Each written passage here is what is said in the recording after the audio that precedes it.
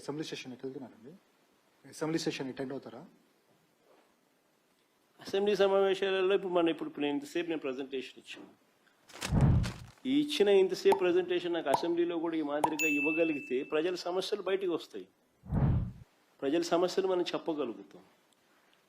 నీకు లేదు 175 మందిలో నువ్వు ఒక ఎమ్మెల్యేవు, నీకు ఇంతే సమయం ఇస్తాం 5 నిమిషాలు అందరితో పాటు, దాంట్లోనే నువ్వు చెప్పాలా అని అంటే ఎవడు చెప్పగలుగుతాడు? ఏమని చెప్పగలుగుతాం?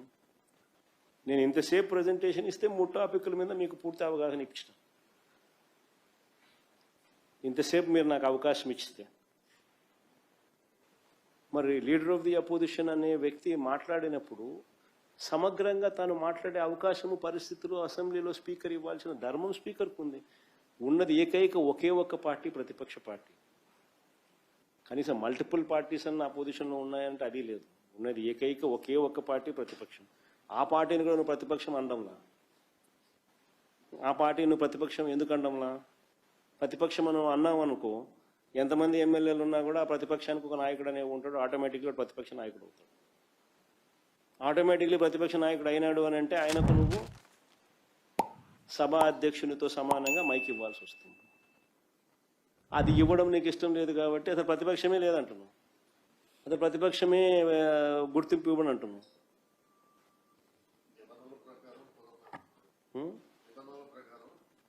అదే చెప్పేది. అంటే బేసికలీ ప్రజల గొంతు వినపడకూడదు.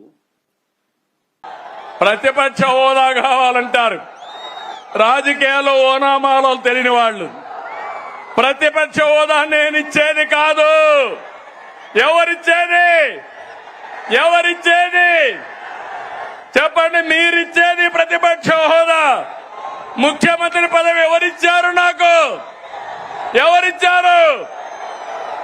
తమ్ముళ్ళు, మీరందరూ కలిసి ఆ నాయకుడికి ఒక క్లాస్ తీసుకోవాలా? తీసుకుంటారా అని అడుగుతున్నా. ప్రతిపక్ష హోదా అడగకుండా అసెంబ్లీకి రావాలని అవునా కాదా అని అడుగుతున్నా. అవునంటే గట్టిగా చెప్పండి, కూడా చెప్పండి. అసెంబ్లీకి రావాలి. లేకపోతే ఏం చేయాలి?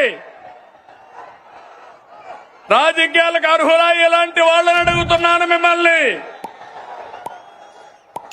తమ్ముళ్ళు, శాసనసభకు రాకుండా రప్ప అని రంకెలేస్తున్నారు. తీరు మారిందా అని అడుగుతున్నా మిమ్మల్ని. రప్ప అంటే ఇక్కడ చూస్తూ ఊరుకోండడానికి ఇక్కడ ఉండేది సిబిఎన్ పవన్ కళ్యాణ్.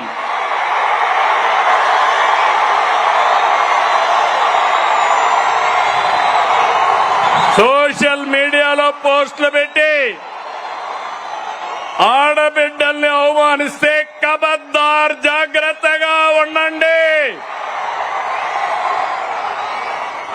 అవమానించిన 5 నిమిషాల్లో మీ చొక్కా పట్టుకునే మా పోలీసు సిద్ధంగా ఉంటారు. ఏం తమ్ముళ్ళు, లాండ్ ఆర్డర్ అవసరమా లేదా?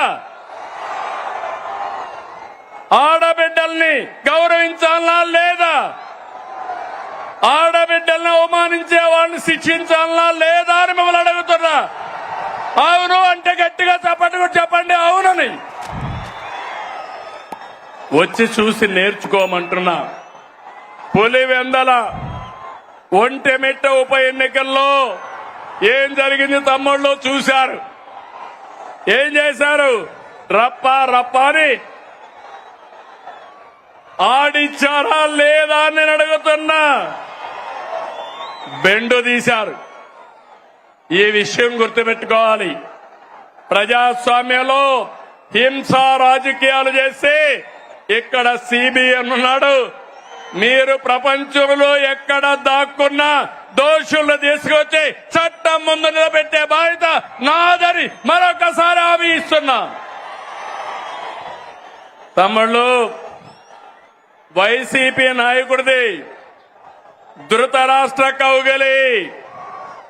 ఎవరైనా పొరపాటున ఫేక్ మాటలు నమ్మి యామారితే ధృతరాష్ట్ర కవుగులకి బలైపోతారు. 5 ఏళ్ళు అయిపోయామా లేదా అని మిమ్మల్ని అడుగుతున్నా. 5 ఏళ్ళు మీ ముఖంలో నవ్వు చూసావా అని అడుగుతున్నా. ఈరోజు స్వేచ్ఛనిచ్చామా లేదా అని మిమ్మల్ని అడుగుతున్నా. అవునంటే